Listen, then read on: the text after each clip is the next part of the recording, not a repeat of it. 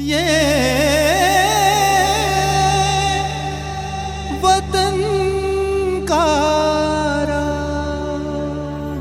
वतन का राग सुनने वाले सभी श्रोताओं को सुनीता सिंह का नमस्कार। याद रखो, जब खत्म हो जाएंगी तुम्हारी बंदूकों की गोलियां और तुम भागोगे अपने किलों की तरफ, हम लड़ेंगे एक आखिरी जंग और उखाड़ देंगे तुम्हारे किले। उस दिन हम लेंगे हिसाब हर एक जुल्म का, और याद रखो, ये दिन इंसान पूरी आज़ादी से जिएगा। आक्रोश और ललकार से भरा ये समय था सन 1940 का, जब देश में स्वाधीनता आंदोलन के अंतर्गत व्यक्तिगत सत्याग्रह आरंभ किए गए। लोग एकजुट हो गए। आचार्य विनोबा भावे ने इसी बीच भूदान आंदोलन आरंभ किया और भूमिपतियों से भूमिहीनों के लिए भूमिदान का आग्रह किया। मध्य प्रदेश में नर्मदा के तट पर बसा रानी दुर्गावती और अवंतीबाई के शौर्य की गाथा सुनाता ऐतिहासिक नगर मंडला भी इस भूदान यज्ञ में शामिल हुआ। कई लोगों ने अपनी जमीन दान में दी, जो आदिवासियों के बीच वितरित कर दी गई। व्यक्तिगत सत्याग्रह की समाप्ति के बाद पूरे देश में क्रिप्स मिशन का हल्ला मचा। तत्कालीन सरकार चाहती थी कि युद्धकाल में भारतीयों का सहयोग ब्रिटेन को मिले, और वे भारतीयों को स्वतंत्र करने के पक्ष में बिल्कुल नहीं थे। ये उथल पुथल का समय था, जब चीजों की कीमतें बेतहाशा बढ़ रही थीं। ऐसे निराशा के वातावरण में महात्मा गांधी ने भारत छोड़ो आंदोलन का प्रस्ताव 7 अगस्त को मुंबई में रखा और करो या मरो का आह्वान किया। इस आह्वान के बाद सभी प्रमुख नेता गिरफ्तार कर लिए गए। मंडला में भी सभी प्रमुख आंदोलनकर्ता तथा स्थानीय नेता जेल में डाल दिए गए थे।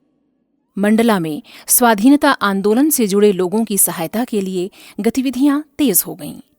इन गतिविधियों में शामिल लोगों में उदयचंद जैन भी थे, जिनका जन्म 10 नवंबर 1922 को महाराजपुर में हुआ था।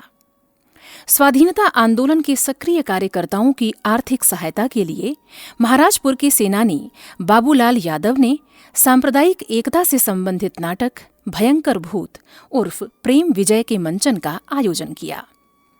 9 अगस्त सन 1942 की रात को मंडला नगर पालिका के टाउन हॉल में इस नाटक का मंचन किया गया।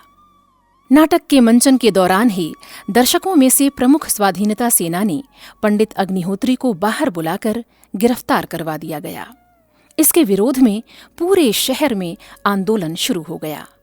10 अगस्त को पुनः नाटक का मंचन हुआ, केवल महिलाओं के लिए, और इसी बहाने आंदोलन की रणनीति भी वहां तय की जानी थी। मंचन के पूर्व पुलिस ने टाउन हॉल को घेर लिया और मुख्य आयोजक बाबूलाल यादव को गिरफ्तार करना चाहा, पर स्वयं सेवकों ने दरवाजे पर खड़े होकर पुलिस को अंदर नहीं घुसने दिया। नाटक में नए नए गीत और प्रसंग जोड़कर नाटक को सुबह 5 बजे तक जारी रखा गया, और इस बीच आंदोलनकारी अपनी रणनीति तैयार करते रहे।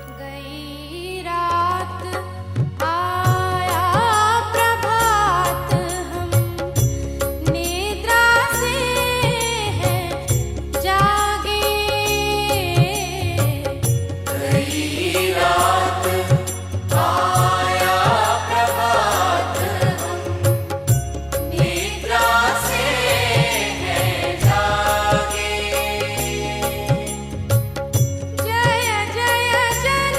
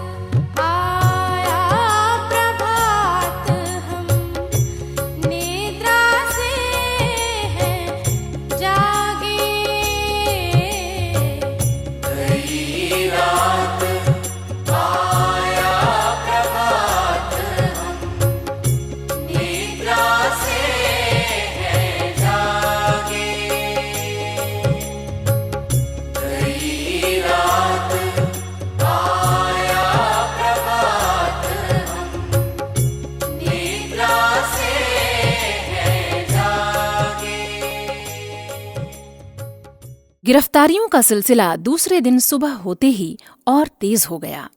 डिंडौरी, बिछिया और पिंडरई जैसे आसपास के गांवों के स्वाधीनता सेनानी और बहुसंख्यक आदिवासी पकड़कर जेल में डाल दिए गए।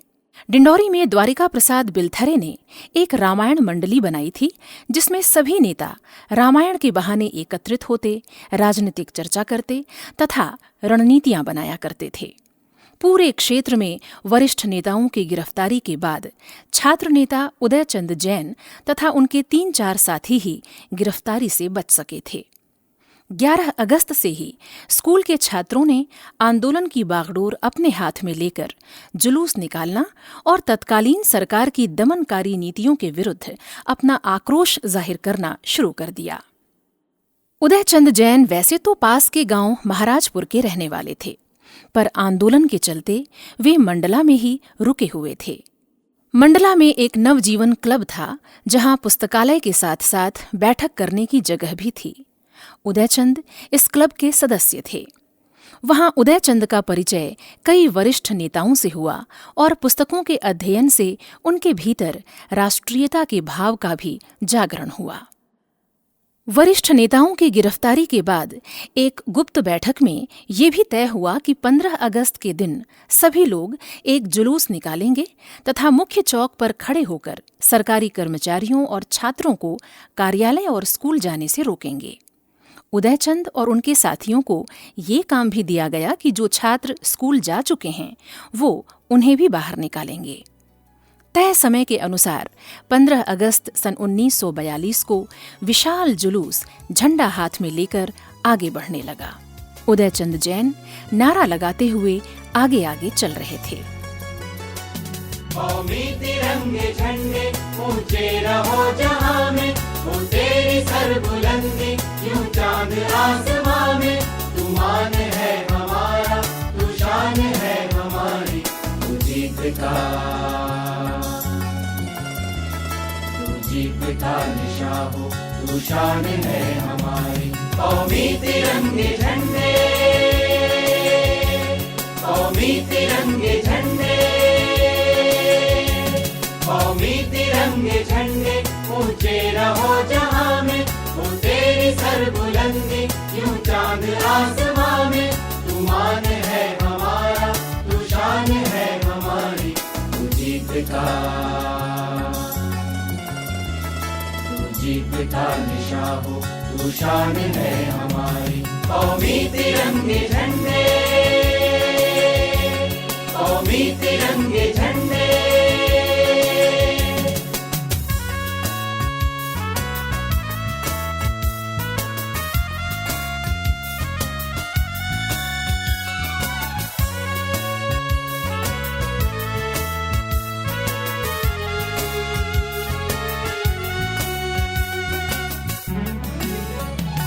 आकाश और जमीन पे वो तेरा बोलबाला, झुक जाए तेरे आगे हर तख्त ताजवाला।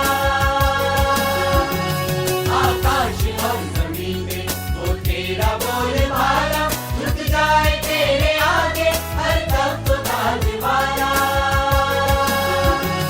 हर कौम की नजर में तू अमन का निशान हो, हर कौम की नजर में तू अमन का निशान हो। ओ वाइसे मुसर्रत साया तेरा जहां हो। कौमी तिरंगे झंडे, कौमी तिरंगे झंडे ऊंचे रहो जहां में। कौमी तिरंगे झंडे, कौमी तिरंगे झंडे।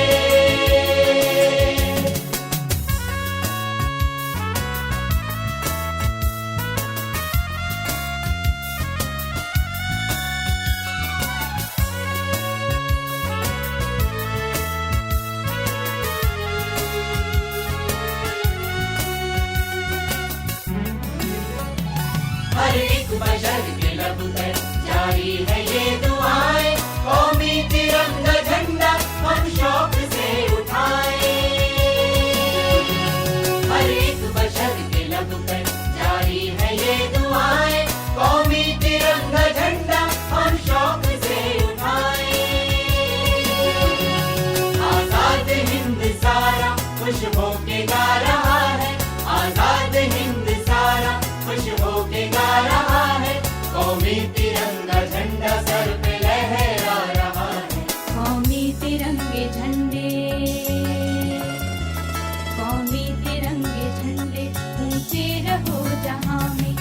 कौमी तिरंगे झंडे,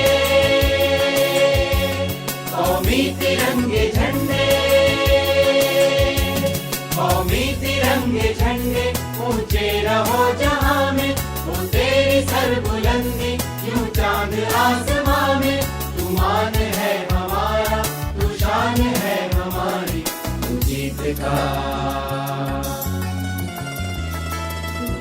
का निशा हो, तू शान है हमारी। कौमी तिरंगे झंडे, कौमी तिरंगे झंडे, कौमी तिरंगे झंडे, कौमी तिरंगे झंडे। जुलूस शहर में घूमता हुआ स्कूलों से छात्रों को बटोरता हुआ नाना घाट की ओर आगे बढ़ा। वापसी में जुलूस पुनः कमानिया गेट पहुंचा तो देखा बदले हुए तेवर में पुलिस सामने खड़ी थी। पुलिस दल का मुखिया मिस्टर फॉक्स गरज रहा था। लोगों को आश्चर्य हुआ कि इतनी संख्या में सशस्त्र पुलिस वहां कैसे आ गई। वास्तव में पिछले दिन हुई गुप्त मंत्रणाओं की सूचना कुछ विश्वासघाती लोगों ने पुलिस तक पहुंचा दी थी, इसलिए पुलिस पूरी तैयारी से रातों रात गिरफ्तारी का वारंट जारी कर वहां पहुंच गई थी। भीड़ बढ़ती जा रही थी। उदयचंद और उनके साथियों ने सरकारी कार्यालय के कर्मचारियों को रोकने का सफल प्रयास भी किया। कुएं के पाट को मंच बनाकर जेल जाने से बचे नेता मन्नूलाल मोदी ने अपना भाषण देना शुरू किया। उन्हें भी पुलिस ने गिरफ्तार कर लिया। पुलिस ने सोचा कि अब कोई भी ऐसी हिमाकत नहीं करेगा। तभी नवयुवक किशोर और उत्साही नेता उदयचंद जैन ने उछलकर मन्नूलाल की जगह ले ली और ललकार कर अपने साथियों से कहने लगे, साथियों, लड़ते रहो कि जब तक अंतिम सांस है, रुको मत, लड़ते रहो। पुलिस सोच रही थी कि उदयचंद छात्र हैं, डराने धमकाने से रुक जाएंगे और ये सारी दिखावटी भीड़ भाग जाएगी। पुलिस को आगे बढ़ता देख भीड़ ने नियंत्रण खो दिया और पत्थरों और खपरों से पुलिस पर आक्रमण कर दिया। उदयचंद लोगों को ऐसा करने से रोकते रहे। उदय की आवाज सुनकर भीड़ फिर से एकत्रित होने लगी। अब पुलिस ने लाठीचार्ज किया। जनता भागने लगी, पर उदयचंद वहीं खड़े रहे। मजिस्ट्रेट ने चेतावनी दी, भाग जाओ, नहीं तो गोली मार दी जाएगी। उदयचंद जैन ने निर्भीकता से कहा, मजिस्ट्रेट साहब, क्रांतिकारी लोग अपने कदम बढ़ाकर पीछे हटाना नहीं जानते। मेरा सीना खुला है, आप चलाइए गोली, हम नहीं हटेंगे, जो करना हो वो आप करें। उदयचंद का कथन समाप्त ही हुआ था कि सामने से गोली आई और उनके सीने में समा गई। वो गिरते ही बेहोश हो गए और अगले ही दिन 16 अगस्त को अस्पताल में उन्होंने अंतिम सांस ली। 1942 का भारत छोड़ो आंदोलन, जो आज अपने 75 वर्ष पूर्ण करने की ओर है, इस महायज्ञ में उदयचंद जैन के प्राणों की आहुति हमेशा याद की जाएगी। ऐसे महान क्रांतिकारी को हमारा शत शत नमन। ऐ शहीदों सलाम करता हूँ, ये इबादत मदाम करता हूँ, है अमानत तुम्हारी आजादी, मैं तुम्हारे ही नाम करता हूँ। ऐ शहीदों सलाम करता हूँ, ये इबादत मदाम करता हूँ। हो है अमानत तुम्हारी आजादी, मैं तुम्हारे ही नाम करता हूँ।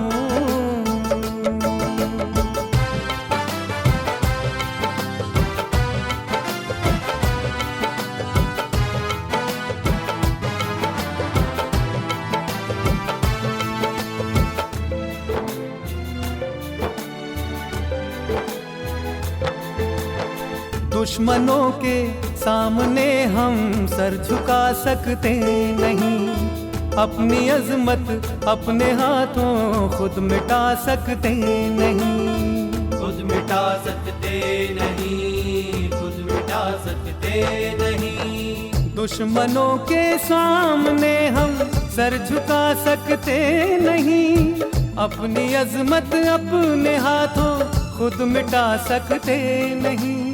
है सिखाया इन शहीदों ने यही हमको सदा, इन शहीदों का ये सरमाया लुटा सकते नहीं। ओ, ऐ शहीदों सलाम करता हूँ, ये इबादत मदाम करता हूँ।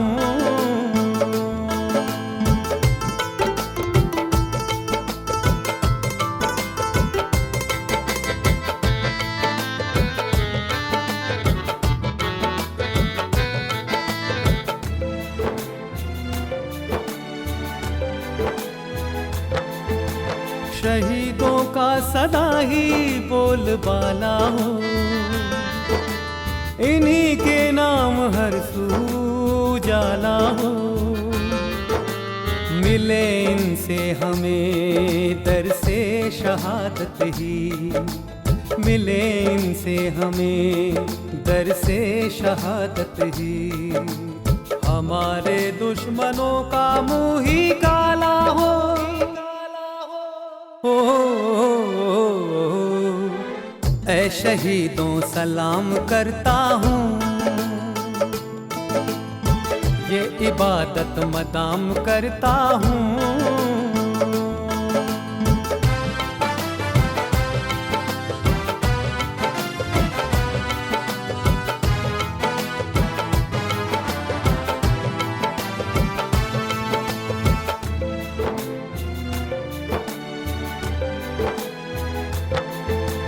वतन के वास्ते ही खून बहाया था शहीदों ने, कि आजादी का वो बीड़ा उठाया था शहीदों ने। उठाया था शहीदों ने, उठाया था शहीदों ने। वतन के वास्ते ही खून बहाया था शहीदों ने, कि आजादी का वो बीड़ा उठाया था शहीदों ने। उन्हीं के दम कदम से ही मिली है हमको आजादी, ये वो दिन है कभी नजदीक लाया था शहीदों ने। ओ, ऐ शहीदों सलाम करता हूँ, ये इबादत मदाम करता हूँ।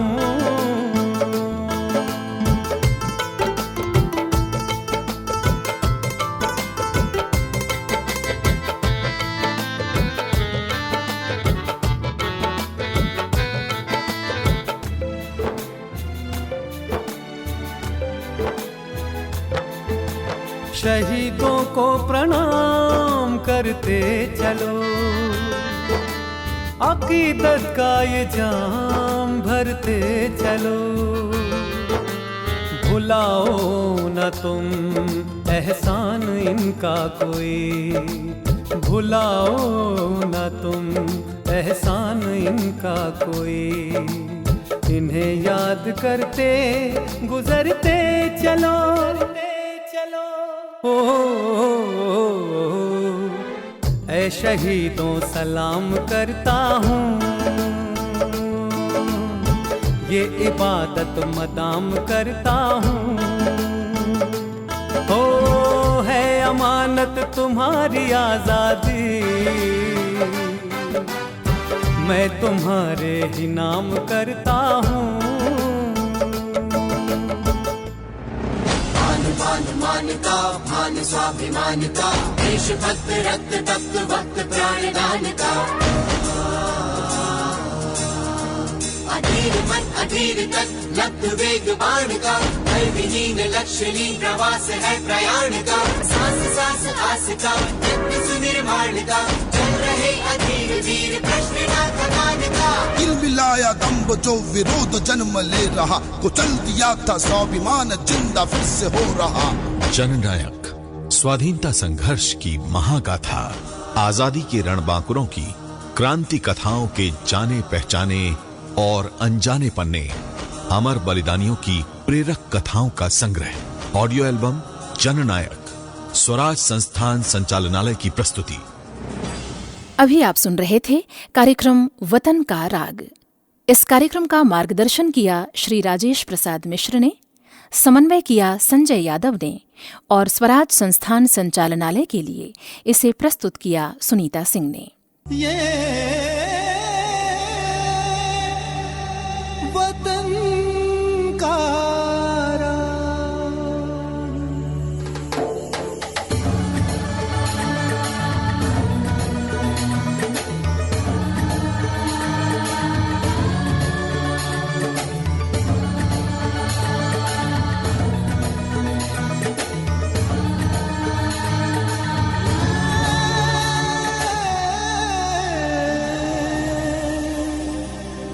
वतन